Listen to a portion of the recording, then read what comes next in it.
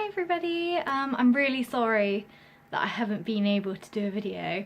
I know that I put in my older video that I was going to do a question and answers. I haven't got around to that yet, so that's what I'm going to be doing today.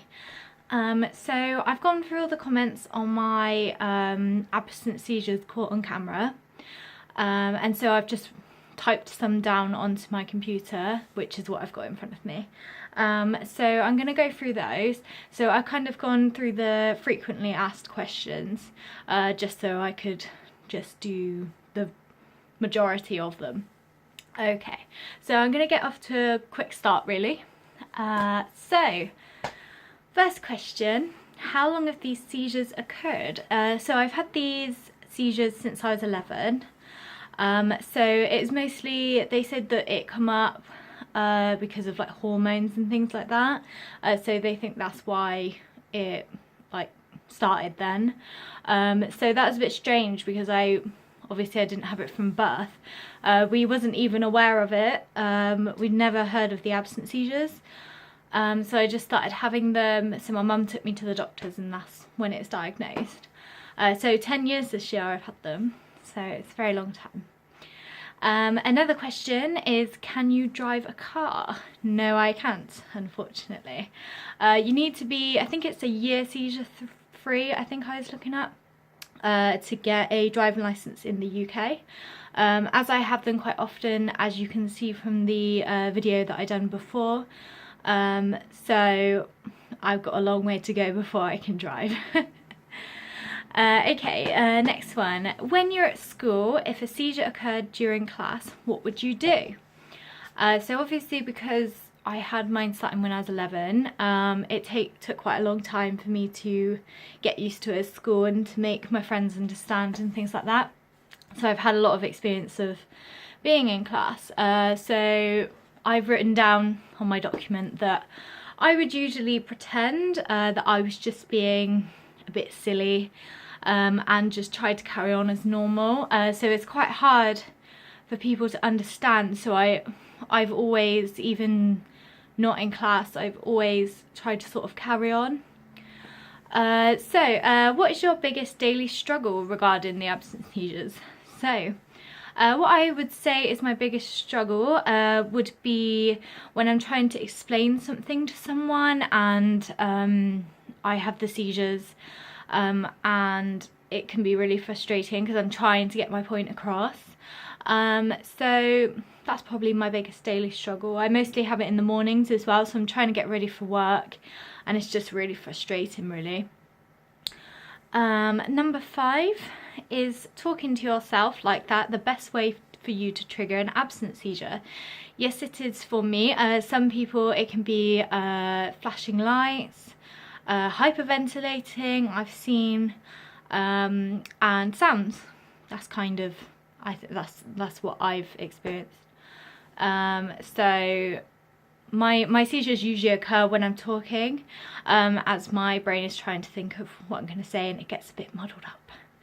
So that's kind of my biggest really. Can you explain what exactly happens when an episode occurs? Do you black out and come back and pick off where you left off?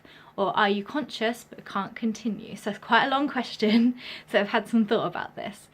And so I tried to answer this as much as I could. So I've just written down, it's really hard to explain the feeling of my absent seizures. It's almost as I've fallen asleep for 5 to 10 seconds and woken up again. I suppose it's sort of a blackout, but when I come back from the seizure I just try and catch up on what I missed, which can be quite hard. Do you have more severe seizures?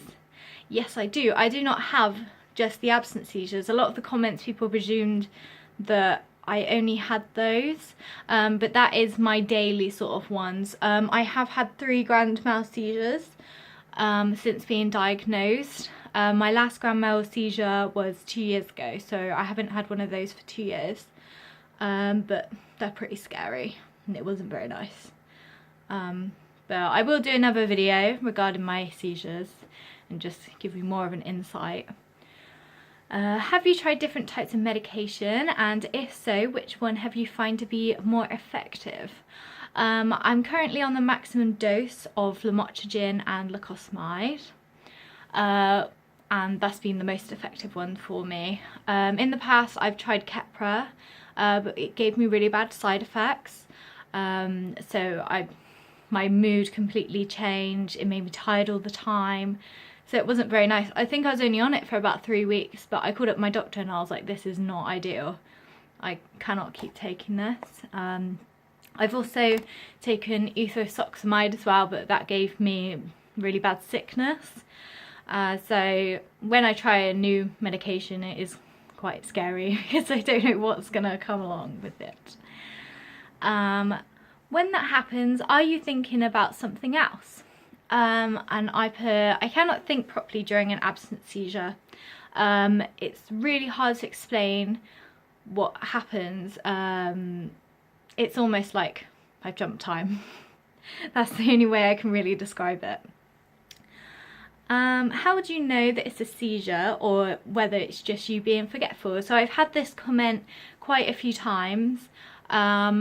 People have been saying that I'm sort of lying about it, that I'm faking it, and obviously that question is a very good question, but I have had some people that have not been very nice to me, and it does make me really upset, and I'd never lie about something like that. So thank you someone who's done that question, because that's not rude, that's just asking. And I can tell the difference between a seizure and being forgetful, because obviously I do get forgetful as well, as anybody else does. As what causes a seizure is a burst of electricity in the brain, so it is completely different. So I'm just going to do a couple more. How do you know that you're having one? Is it like daydreaming? I put that it isn't like daydreaming, as you do lose control of everything and you go completely blank without any warning. What else could I'm trying to do the most frequent ones that I've had.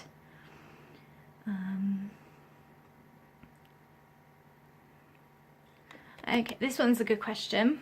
Are you afraid of having a seizure while in the shower or being alone when it happens? Yes, it is very scary, being alone. I don't live by myself, so fortunately when I'm in the shower I get asked whether I'm okay like every 10 minutes. So the most scary thing about it is probably injuries, like obviously it's out of nowhere, you just completely fall, so you could be anywhere, so it's quite scary. I'm okay with my absence seizures when I'm alone, but it's just the grand mals are mostly the only thing I'm concerned about. The absence seizures if I'm crossing the road or if I'm going down the stairs, things like that. I'm just scared that I'm gonna have an absence seizure and completely just lose what I was doing. That's the only thing that really scares me. Okay, so another one that I've had quite a lot is, what are the symptoms of absence seizures? Okay, so I kind of looked it up because everybody's absence seizures are different. All different kinds of focal seizures are completely different for each person. So most of mine would be unconscious for a few seconds, as you could see on the video. I do not fall, which is fortunate.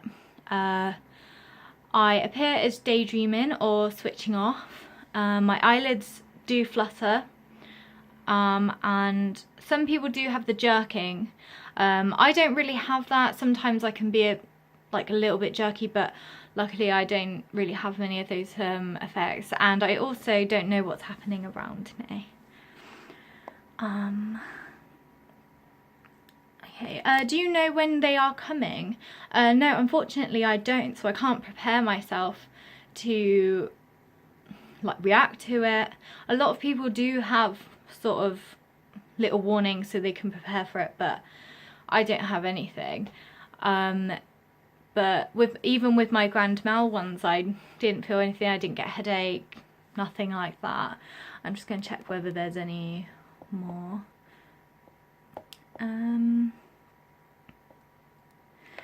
Okay, I'll do this one as my last one. So, like, you know that you've had a word or phrase, you can feel it, but for the life of you, you cannot find it. Definitely, what a great question. So, yes, I do experience this when I'm trying to explain something to someone, as I can't get my words out.